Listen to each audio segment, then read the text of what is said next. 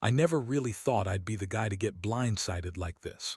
Susan and I had been married for 8 years, and honestly, I always thought we had a pretty solid thing going.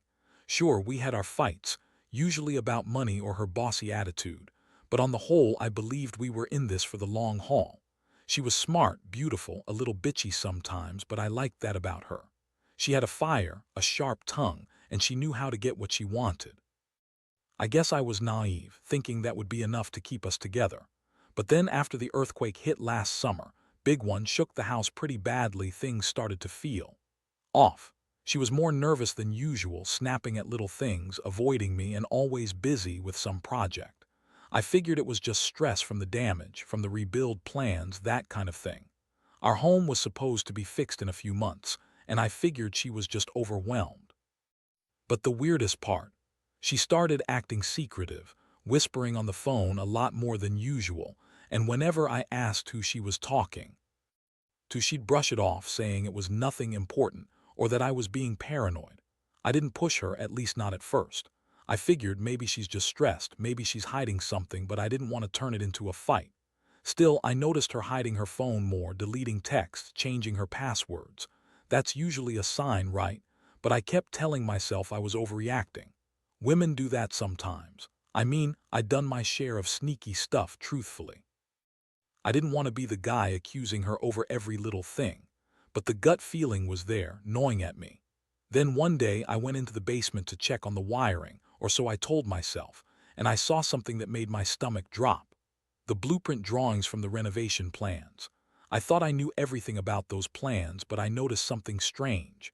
A section of the house had been marked for additional structural reinforcement, but nothing I'd seen or been told about. It looked odd, like it was just added in later, and there was a note about extra insulation, but that wasn't unusual. Still, the way it was detailed, it felt suspicious. I took a closer look, and that's when I saw it. The plans showed a hidden little space behind the wall, a room that wasn't there before. I stared at the blueprints for what felt like forever. This wasn't just about fixing the house anymore. This was about something else entirely. I remembered her telling me they had to do some seismic upgrades, but this didn't look like any of the legit necessary work. It looked like someone had designed a secret room, maybe for meetings or whatever else. And the name on the plans, the structural engineer, his signature was there and his name was Mark. My mind instantly went to the timing. Mark, the engineer, was a guy I'd seen around a few times. Nice enough, but I'd never really paid attention. Now I realized I'd seen him at our house more often than I thought. Inspections, discussions about the house, some meetings during the day when Susan was supposedly at work. I remembered the way she'd flirted with him, throwing in little jabs, joking around a little too comfortably. I brushed it off at the time, thinking it was just her usual banter. But now it looked like she'd turned the disaster of our house into her love nest. It hit me like a freight train. This wasn't just an affair. It was a full-blown relationship. They'd been sneaking around, using the earthquake and the renovations as a cover, turning the house into their secret headquarters. I wasn't just imagining things or overreacting. The evidence was staring me in the face. A hidden room, plans for secret meetings, and the guy she'd been flirting with all along. How long had this been going on? Was it the reason she's been so distant, so bitchy lately? My head was spinning, trying to piece it all together, feeling like I'd been punched in the gut. I knew I had to confront her. I couldn't keep pretending everything was fine. But I also knew that when I did, it would shatter whatever little illusion we had left. I'd never been the type to go full-blown detective, but I suddenly wanted answers, truths I knew I probably wouldn't like. Still, I couldn't sit on this anymore. I had to face her, find out exactly what the hell was happening behind my back. And I knew, deep down, that my life was about to change forever. That night I couldn't sleep. The image of the blueprints in the hidden room kept playing over and over in my head. I kept asking myself how long she'd been sneaking around, whether I was naive to think everything was fine, or if I'd just missed all the signs. I had this stupid, sinking feeling that I'd been blind all along, that I'd missed the biggest betrayal of my life. The thought that she'd been lying to me, not just about the house but about everything, made my stomach churn. The next morning, I decided I had to know the truth. I waited until she left for her work appointment, another excuse she'd been using lately. Then I slipped into her closet and grabbed her phone. I knew it wasn't exactly legal or anything, but I was desperate. I had to see if she'd been texting Mark, or whoever the hell he was. I unlocked it, and my heart started pounding as I scrolled through her messages. At first, it was just the usual stuff, random texts about dinner plans, work stuff, her bitchy comments about her coworkers. Nothing unusual. But then I saw a strange number pop up, a string of texts that made my blood boil. She was talking to someone named Mark about our meetings, the renovations, and how perfect everything's been. There were emojis, flirtatious comments, and even plans to meet at the new room later that week. My hands clenched into fists. She had been lying right to my face. I couldn't believe it. I scrolled a little further and there were pictures, screenshots of blueprints with annotations, confirming what I'd seen the day before. And some of the pictures were of her, smiling, looking way too comfortable, wrapped in a towel after a shower with Mark's name floating beneath. I looked at that image and I felt like someone had punched me. That was her right there, completely at ease, letting some other guy see her like that. All the time she'd been bitchy about me working late or going out with friends, she'd been with him. I shut her phone, feeling this raging mix of anger, sadness, and betrayal. I knew I couldn't keep this bottled up anymore. I needed to confront her immediately, but I also knew that what I'd found out was going to change everything. The trust, the love I thought we had was shattered. I had to decide whether I'd be able to forgive her or if this was the end of us. I waited until she got home that evening, trying to keep my cool. When she walked in, she immediately started her usual bitchy tone, snapping at me about dinner, about her boss, about how I was overreacting. I looked at her, trying to keep calm, but the anger was boiling just beneath the surface. I took a breath, looked her straight in the eyes, and asked her what the hell was going on, about the secret room, about the plans, about Mark. Her face twisted into a sneer. "What are you talking about? You're crazy. You always jump to conclusions. That's just construction stuff, and I don't owe you an explanation for every damn thing I do." Her words were sharp, defensive, but I wasn't buying it. I pressed harder, asking her point blank if she'd been sleeping with him, if they'd been using the house as their secret hideaway. Her eyes flickered for a second, but she quickly recovered, rolling her eyes and calling me paranoid. But her voice trembled just enough for me. No, she was lying. She was caught. The facade was cracking. That's when I realized I'd been played. She thought she could keep lying, keep hiding her affair, and I'd never find out. Well, I had, and I was furious. The betrayal ran so deep I felt like I was drowning. My heart was pounding, my hands shaking. I didn't have the words to express how humiliated and angry I felt. She'd been cheating, hiding her secret meetings, and even turning the house into her love nest. I told her I knew everything. That I'd seen the blueprints, the texts, the pictures, that I wasn't going to stand for it. She just scoffed and told me I was overreacting, that I was imagining things, that I was a jealous asshole. But I knew better. I knew she'd been lying all along. And that moment, standing there in my own house, I realized I had to make a choice. Forgive her and pretend it didn't happen, or finally face the truth and do something about it. That's when I started planning my next move. I didn't want to just walk away, not without making her hurt as much as she'd hurt me, not without making her regret ever crossing that line. The days that followed were a blur of anger, sadness, and cold planning. I wasn't about to give her the satisfaction of seeing me fall apart, but inside I was a mess. Every time I looked at her, her bitchy smirk, her dismissive attitude, it made me want to explode. But I knew I had to act carefully. I couldn't just accuse her outright without proof, and I couldn't let her see how much she'd broken me. I kept her phone, kept the evidence close, and started to think about what I wanted. Part of me wanted to blow everything up, tell her I knew, scream at her, or even storm out and never look back. But another part, the cold, calculated part, wanted to get revenge, to make her pay for what she'd done. I decided I'd gather enough to really hurt her, but I had to be smart about it. No rash moves. That's when I remembered how she'd always been obsessed with the house, with fixing it up, with the plans and renovations. If I could somehow make her regret everything, I'd be satisfied. I spent that weekend digging into the blueprints again, trying to find the exact location of that secret room.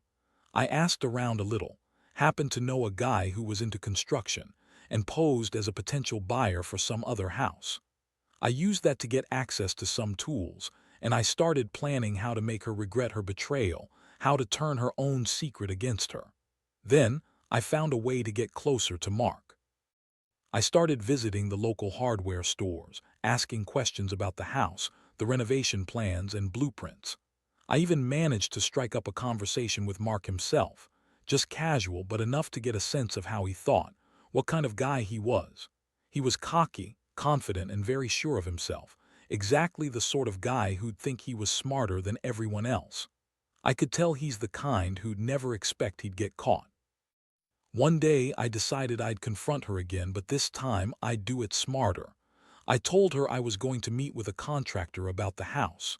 She sneered at me, said I was wasting my time, that I was paranoid. But I knew better. I'd made up my mind. I was going to catch her red-handed, or at least make her believe I was close to doing it.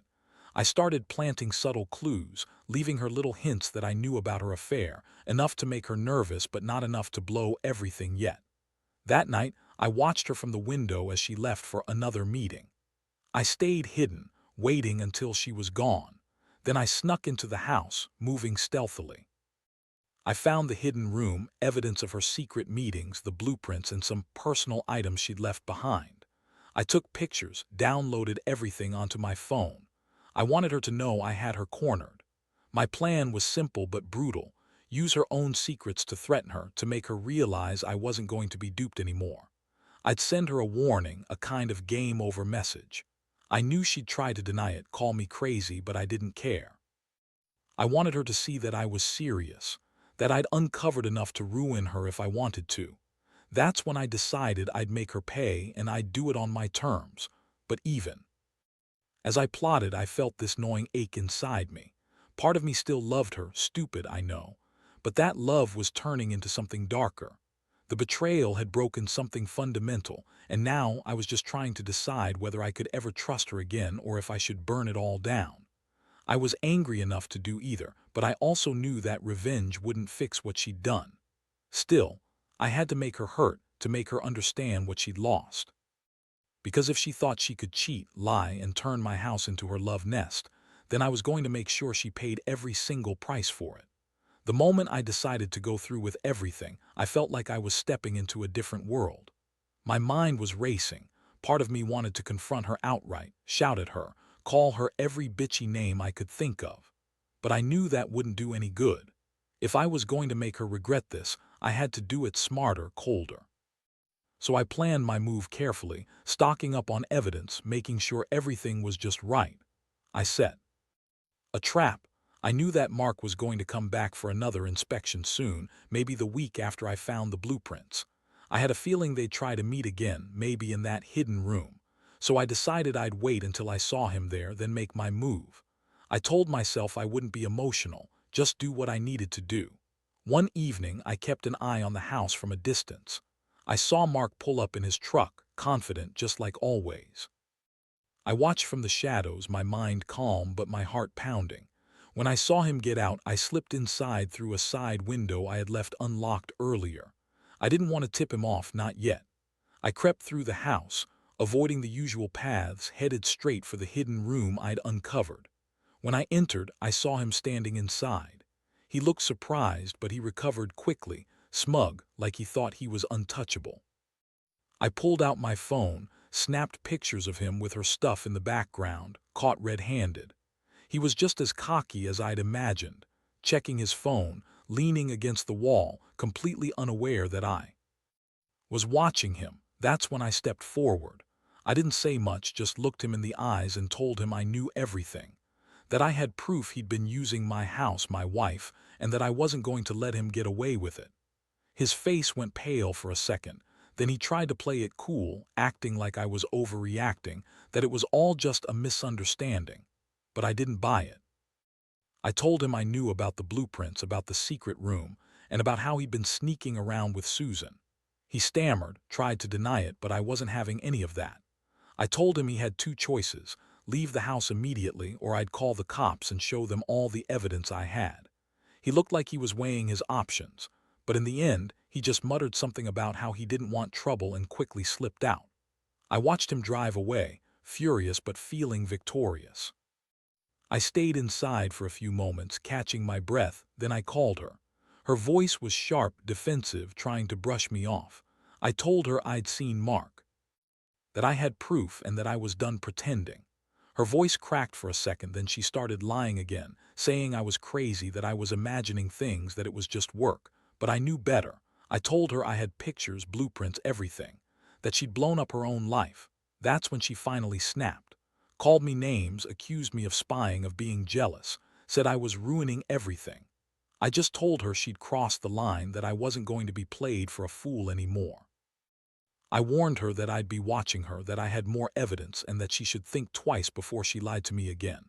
After that, I hung up, feeling a strange mix of relief and emptiness. That night, I sat alone in the dark, staring at the evidence on my phone. Part of me wanted to burn everything, delete the pictures, forget it all. But I knew I'd need it.